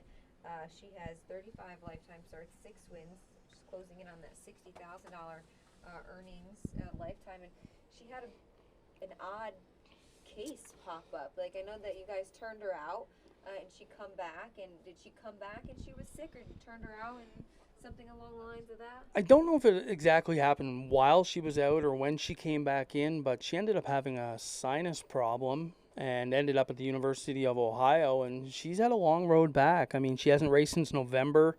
She did have a qualifier last week. Anthony took her to the back, finished 7th, got away 7th, finished 7th, but 2 minutes, and that's all she was kind of ready to go. So hopefully she's kind of getting her legs back under her and can go a little bit more here this morning. Yeah, that was an interesting case. I know I was keeping up, of course, with the videos by Anthony.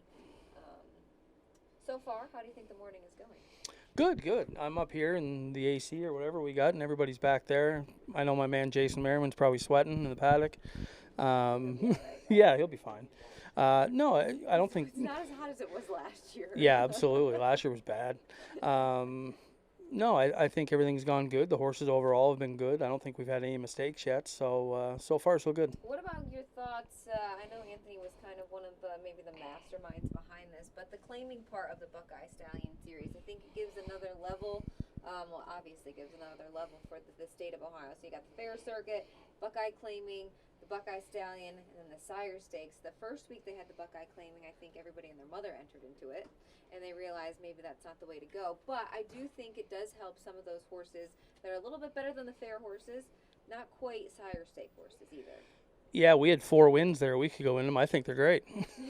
It does give you a spot, and you know the first Buckeye for Judy's Money in particular. She raced the first Buckeye here. They went 56-1. She finished 5th, I think. And we took her to race her back once more. We took her to Scioto. I think she was 1-9, and raced like a 1-9 shot. Luke Hanners drove her, winning 56 flat with the earplugs in. It's just a third tier, you know. I think when you get really good horses, like, you know, the 3-year-olds Burke has had, maybe a colt like Big Ranger or something like that, people tend to get a little scared, so maybe they go to the Buckeye.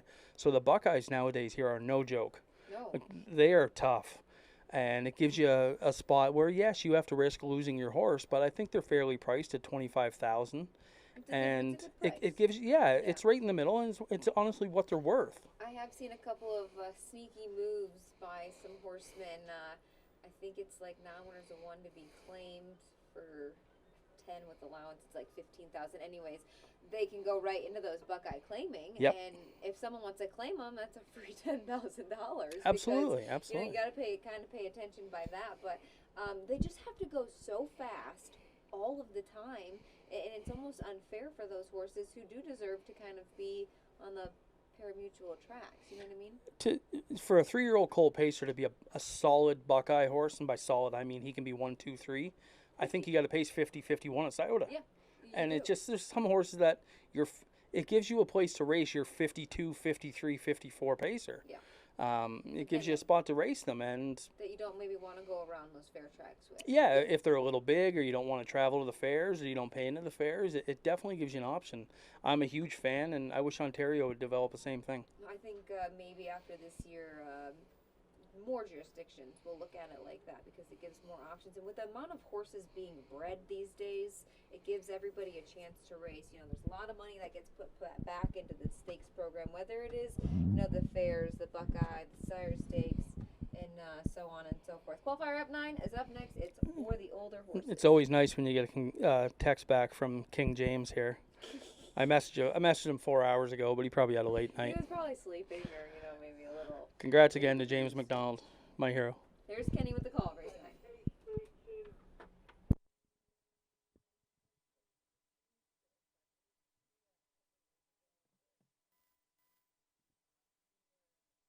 Here are the changes here in this 9th. Case Bateson on the 1, Southwind Judge. Harvey Hirschberg in the 3, TSM Sergeant Wolfie. Ed Conrad for the 5, Yankee Moonlight. And Rick Mapes will drive the 6 Star Scream. Here they come. And they're off and pacing. Very level beginning. From the inside, Southwind Judge and Foxy Seaside both show a bit of speed. Yankee Moonlight pushing forward while 3 wide. Far outside, Elite Options on the go for Rhodes, looking for some forward position, mid-pack early on. Then it's the team of Bounty Delight and Star Scream, who's marching forward uncovered. Star Scream up and around, drifting out a touch as they entered the backstretch. Out the back are TSM's Sergeant Wolfie and the trailer Best Shadow. Star Scream moving to the front. Opening quarter 28-2, here's Star Scream, who raced very well just a couple of nights ago before the break. Star Scream crosses over and clears by 2. Foxy Seaside will pocket up here. The daughter of Down by the Seaside is second. Yankee Moonlight third. Following in fourth is Southwind Judge, and Case Bateson's going to slide off the rail with the Judge. 6 lengths off the leader. That leader, Star Scream, down to the half. Racing in fifth, Elite Option. 6th, Bounding Delight. 2 more, TSM Sergeant Wolfie and Best Shadow. 1 lap complete in 58 seconds from Star Scream, the son of Megatron, out front. Southwind Judge working uncovered on the outside, matching strides now with Foxy Seaside. Now Southwind Judge working harder, third, outside of Yankee Moonlight, who's fourth and buried. Elite Options moves off the rail to race fifth, just 4 lengths off the leader Star Scream as they enter the backstretch. Bounding Delight's next, then TSM Sergeant Wolfie who will pull. And the trailer of the group is Best Shadow as they head to 3/4. Here's Southwind Judge confronting Star Scream. 3/4 together in 1:28.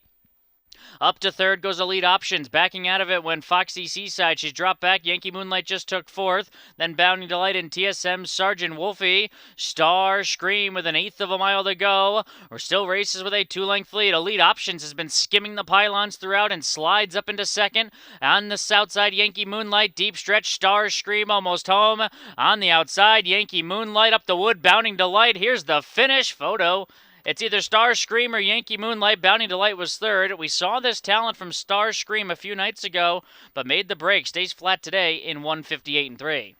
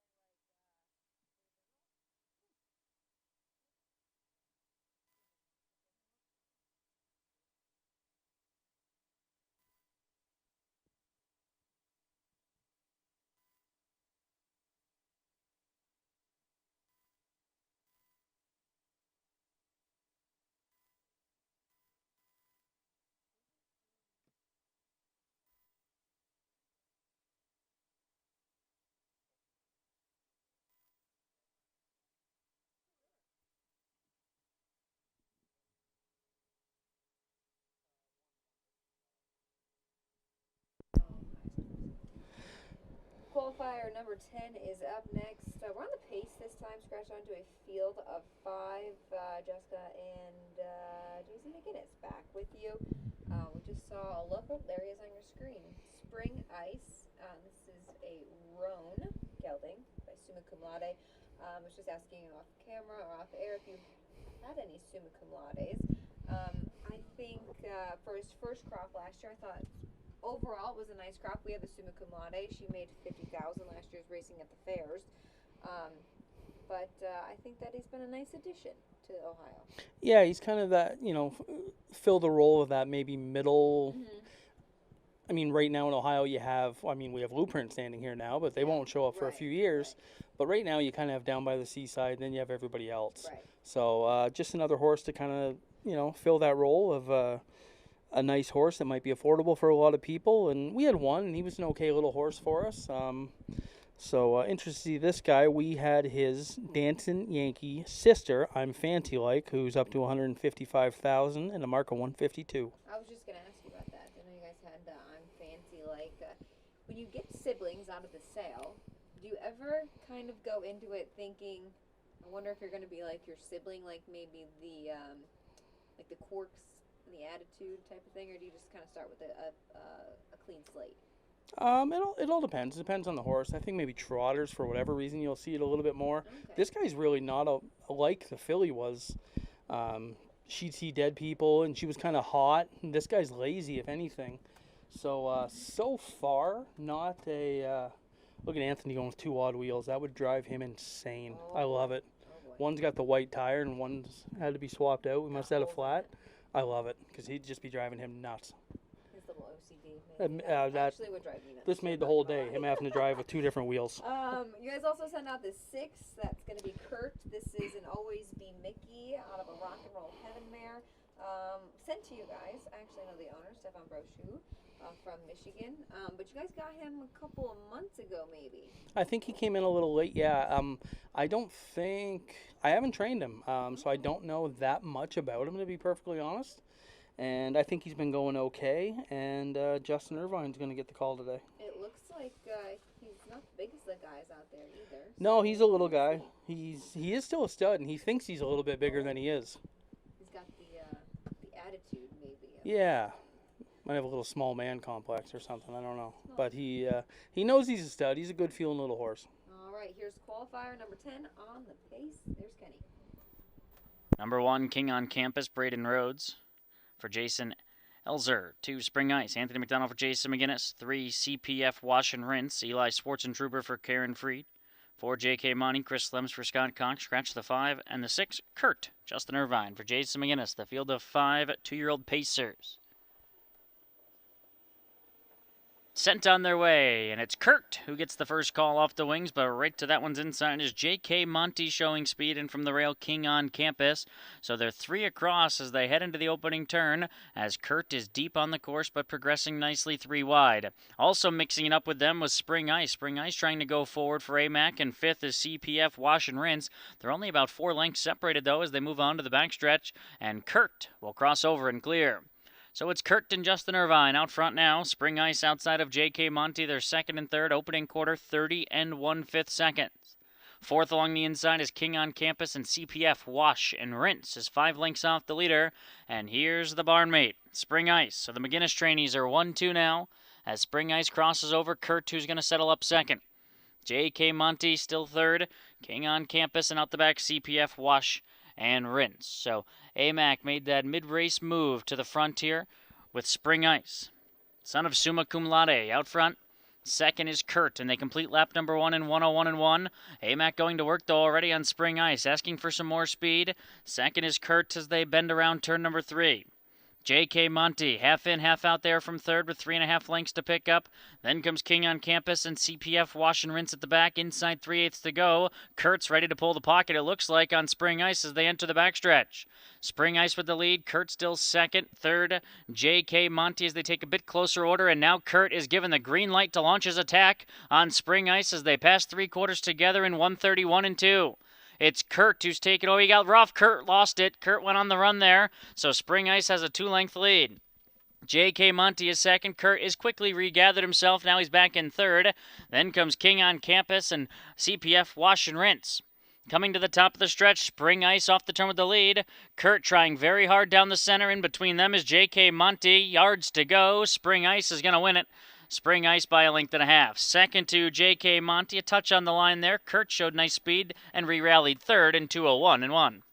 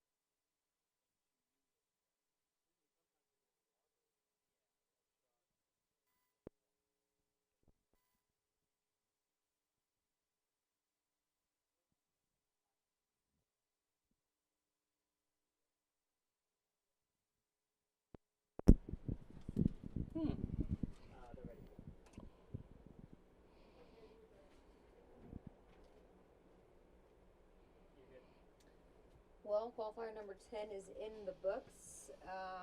Thoughts on those ones? Spring Ice, mine did his manners. He kind of got a little lazy there, but then looked like he was pretty good. Yeah, once the horses came to him, I was really surprised at Kurt making a little mistake on Justin there. I didn't see that coming, but I mean, if you're wearing a training suit and hey dudes, those things are going to happen. He was looking down at the horse's feet, or in between his legs, maybe get some feedback from him later. But yeah, the hey dudes. He actually, fun fact, forgot his boots the other night at Scioto. He left them sitting in the middle of the Meadows paddock, called me in a panic to ask for someone's number, took someone's boots out of the driver's room, and then Barry Vic Roy did have to make a little fun of him. So, you know, deservingly so when you forget your boots. You But drive it 2 tracks full time and one a little bit, just buy more boots. Yeah. Just have an extra pair of boots. buy more boots. Come on. You hear that, Justin? Be Come professional. Come off that wall and buy a couple more pairs of boots. Qualifier number 11's up next. It is for the older horses. A horse that you guys have in here we just saw go by us. That's the 6 Sassy Rose. Stacy Van Heusen. You guys do a lot of work with her and Brett down south. They've got Save America right now, and I think Yep. we kind of swapped this one out for him because she was having some issues with him again, getting a different opinion on him. What do you think of her? Yeah, 3-year-old Marseille filly. Stacy actually never raced her, so shows a lot of breaks. Hasn't raced since August. We've had her a little bit. She's been training. Anthony's gone with her a few times. Trained her the other day and said she was good, so put her in to qualify. Done some tinkering. We had like 2 head poles on the inside at one point. She ended up with 2 line poles and a Murphy on the outside. I trained her here about 10 days ago, and the track was really hard. They were calling for rain, and she didn't like it. She wanted to pace, and she just didn't have a good day. But she came back in the bike the other day and was strong and put in to qualify, so hopefully we can get her around. For those listening, what happens from here the rest of the day? They go back, they get a bath, they get put away. You guys have the vets look over them today, tomorrow. Any concerns like with maybe one didn't qualify as good as you'd hope, scope, blood, stuff like that. What does the rest of today, maybe tomorrow, look like? We'll probably have a list for the vet. If anybody made any noise pulling up or anybody was weaker than they probably should have been, we'll run a scope into them. We're going to jog everybody tomorrow and take Tuesday off. Normally we do, after the open house, we'll take the following day off, but we have 5 in here tomorrow night. So me and my co-captain, Jason Merriman, we elected to, he just sent me a heart too. He sent, yeah. So nice of him. No, we get along. And we elected to work Sunday and Monday and take Tuesday off. So we'll jog these guys tomorrow, make sure everybody came out of it okay, and go from there. All right, qualifier number 11's up next. It's for the older horses. Here's Kenny. Braden Rhodes drives the 1 Con Charisma, and Bob Rowland drives the 2 Hydro Plain and Henry. It's a field of 7 trotters.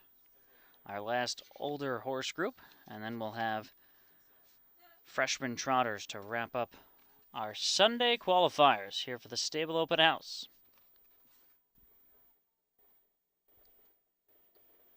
Off stride right at the start went the 1 Con Charisma and the 3 TWMZ1. Both make miscues at the start. It's a good, clean, quick beginning for Hydro Plain and Henry. An 8-time winner a season ago, Hydro Plain and Henry is a 3-length leader as they head around the first turn. Black Satin, she'll come out trotting in second. Getting away third is Sassy Rose. AMAC has her along the cones as moving to the front is Black Satin. Fourth early on for Blazing Star. 5 lengths back, Line of Sight races in Rose. Races loosely in the third position as they trot single file. Blazing Star races from fourth and some 8 or 9 lengths off the leader Black Satin down to the half.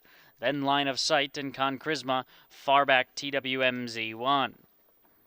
Opening half mile in 101. Black Satin inside half a mile from home leads by 3. Hydro Plain and Henry and Bob Rowland racing from the second spot. It's still a distance back to Sassy Rose racing in third. Fourth is Blazing Star. Line of Sight flanked now by Con Charisma as they enter the backstretch and head to 3/4. With the advantage, Black Satin, 3 lengths in front. She made that move to the lead going to the quarter, and she's been there since. Back in second, Hydro Plain and Henry. Sassy Rose still third. Up to fourth, Blazing Stars. They're off 3/4 in 1:30 and 3. There's less than a quarter mile to trot as they round the far turn. Black Satin leads by 2. Hydroplane and Henry just cutting into the margin ever so slightly with an eighth of a mile more to come. Sassy Rose still third. Con Charisma's up to fourth as they turn for home. A Black Satin with a 3-length lead and a convincing 11th qualifier score. Black Satin wins easily by 3 in the end. Hydroplane and Henry is second. Sassy Rose is third. Then Blazing Star, Con Charisma, and Line of Sight. Time of the mile, 2 minutes, 1/5.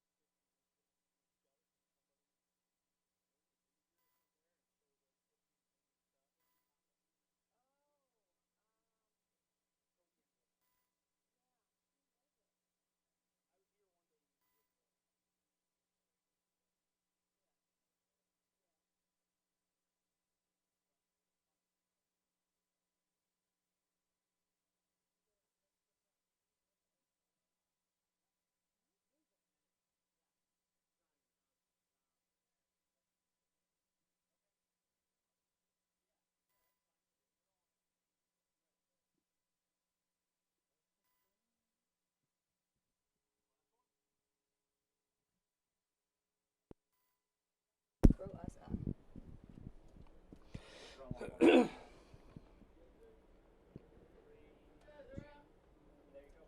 final qualifier on the track. We're on the trot this time. Jason McGinnis just gotten back with you. One final qualifier, a field of 6. We've got a trio in here. We'll start with the one, PJ's Lovin', affiliated by Father Patrick, out of a Conway Hallmare, Cherry Lovin', $26,000 Harrisburg purchase.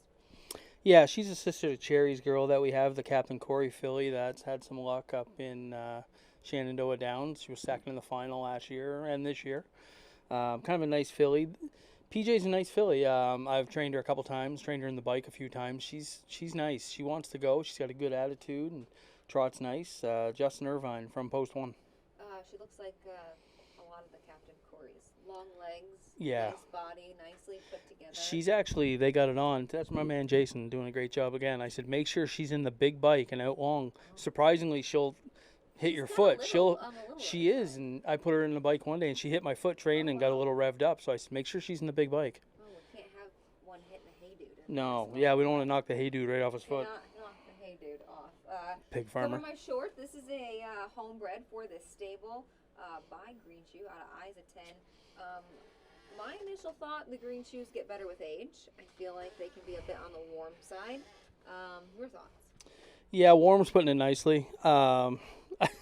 Anthony loves them. I've never been the biggest fan. They have a mind of their own. They do. When they want to behave, they can go. They're fast. I mean, he was erratic, to put it nicely. Scary, scary fast. And definitely had a mind of his own. I think pretty much the only time he got beat, except the Hambo, he made breaks. Yeah. Definitely a handful his whole career, but scary fast. And they have an attitude about them, that's for sure. This little guy doesn't seem to have that kind of attitude. He's got a good attitude. He seems like a nice little colt so far. You guys have Hanger One. You know, he's over racing over at the Meadows with Andy Rickert. Mm-hmm. He's a Green Shoe, right? I think so, yes. Old brother with Go Dog. Go Dog Go. Who was erratic as well. And Right. He's now 4, and I think he's going to continue to get better. Yeah, very fast horse. He made a big move the other night. Raced very good at the Meadowlands. Was second. Super chapter. Yeah, Super Chapter raced great. Go Dog Go was coming on the end. He's another one. You know, he's been scary fast his whole career. Go Dog Go. I don't think Hanger One has that kind of speed, but he can have the attitude. Rose Run Chief. Tyler Angus will do the driving. This is a Volstead out of a DeJarmbro mare. Rose Run value $13,000 Ohio Select purchase for this one, and if memory serves me right, maybe a bit of an underdog.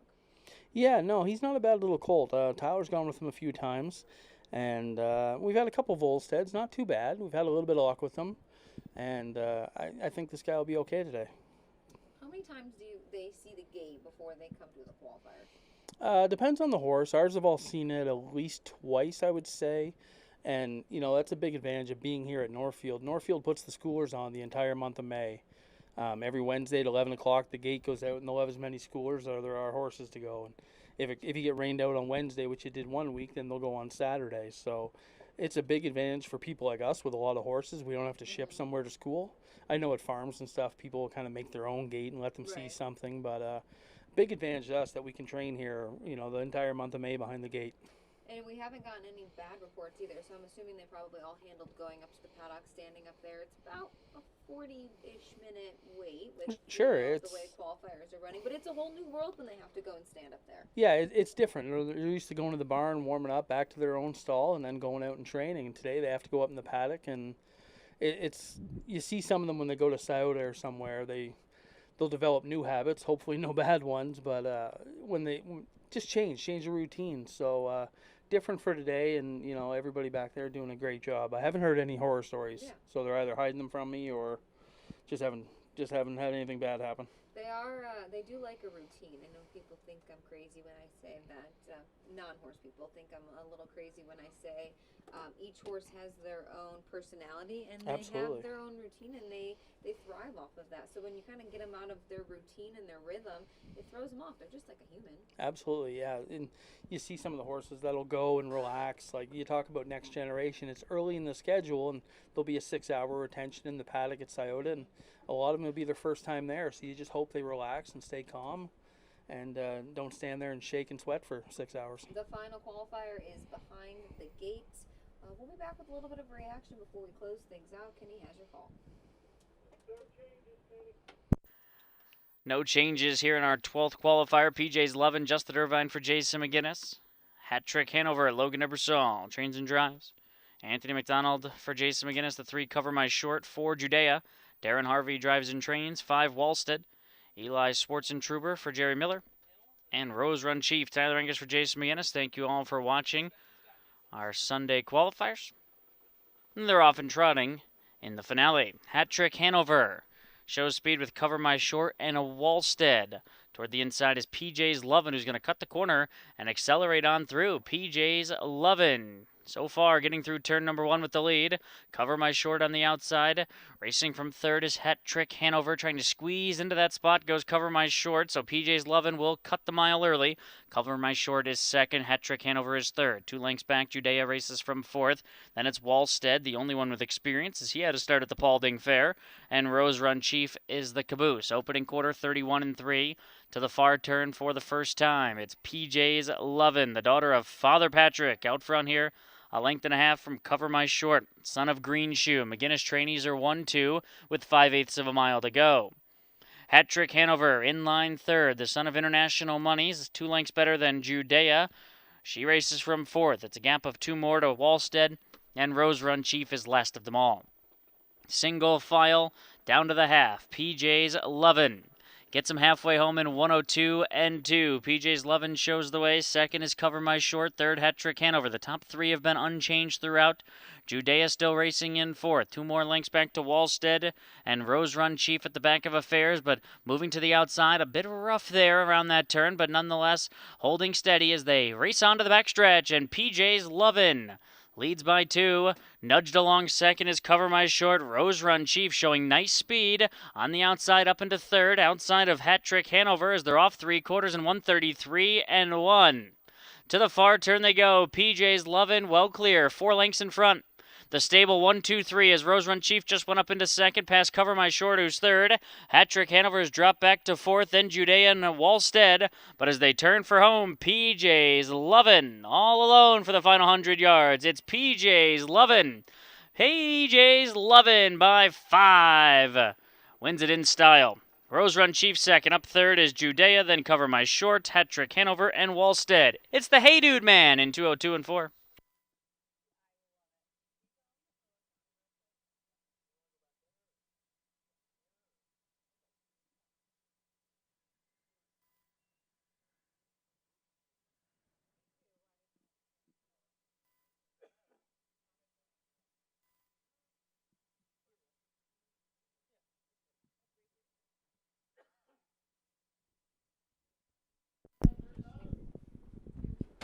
.202 and 4 to end the qualifying day, open house day for the stable.ca. PJ's Lovin'. She can trot. Yeah, I'm not really surprised at all. She's one I've gone with in the bike a few times and came a half in a minute with her one day. I think we videoed behind the gate maybe. Not surprised at that at all. She's a very nice filly, and the Hey Dudes, if she'd have made a break, we'd have probably put the Hey Dudes on his hands instead of gloves. But no, he got her around. She's a nice filly. Like we had mentioned, all alone on the front end with an ear hood on, and maybe for people who are watching that don't know, that's to basically, zone out the noise, and Right. she did it with ease. Yeah, the day I moved her, I won the set. I think I came a half in a minute, and I never moved. Literally didn't move. And Anthony said, just go easy with her. She's been lots. I said, okay. And I didn't slide her out till the turn, and she just blew right by and did it all on her own. Very professional filly, very smart, and so far a lot of ability. Rose Run Chief, he got away last, but he made a big move up the backside. And you hear you saying easy Tyler, easy Tyler. Easy Tyler. But, Tyler got his trotting gloves on today. I'm impressed. that was good. No, he looked good, and again, $13,000 Volstead. He closed up well. Sat last, got gapped out a little bit, and finished strong. He looked good. Yeah, and then the homebred, Cover My Short, sat the pocket. I think got past late by I think he- Rose Run Chief. Yeah, and I think Darren Harvey might have caught him Yeah. for third there. He was one that was a little sick here about 10 days ago, so he might not fully be over it. It'll be interesting to see. He'll be one we'll scope today or tomorrow. Interesting to see, but a little flat in the end, but still a good mile and behaved. I think we had one breaker today, and that was the pacer. Hey, you guys. They Overall, if you had to grade how today went, how would you grade it? I mean, I'd have to give it an A.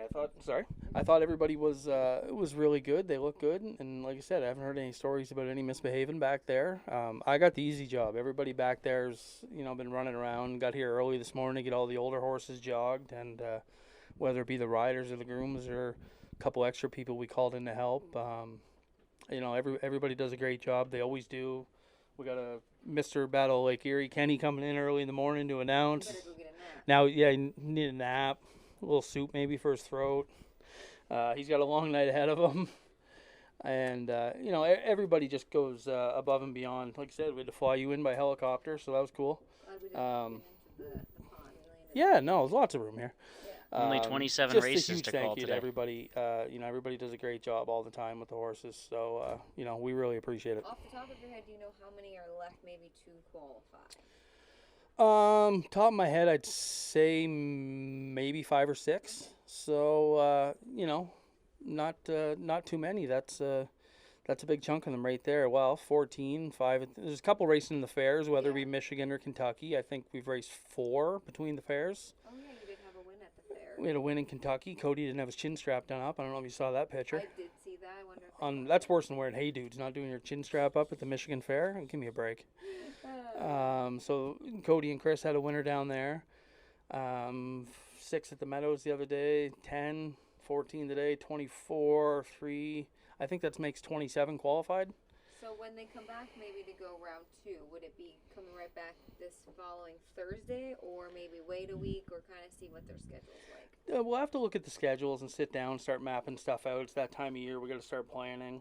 The stake ones, where we're going to race them. We want to get them a start. The next gen horses, we like to try to get them in a race at Scioto and have a race there in a maiden. So, yeah, it's that time of year where things are going to get a little chaotic and find races for everybody. I doubt we'll really come back with anybody on Thursday. Maybe somebody like Kurt who made the little break there, which was a little unexpected. But overall, I don't think we'll have too many Thursday. It was a good day, beautiful weather. Great Yeah, the job weather by cooperated. all. That Yeah, was great. originally it was supposed to rain, so we're happy it didn't. Now the skies are kind of, the clouds are parting away, so we can see the sky a bit. Big thanks to everybody, track crew, of course, everybody who come in on a Sunday, the people who put on the breakfast, everybody who made this possible, Anthony and the crew back there, Jason, Kenny, of course. We thank you for tuning in. And I'm sure there'll be plenty of videos up later this afternoon from Anthony that gives us updates on how he thought this afternoon went. Thanks for tuning in, and enjoy the rest of your Sunday. Thank you.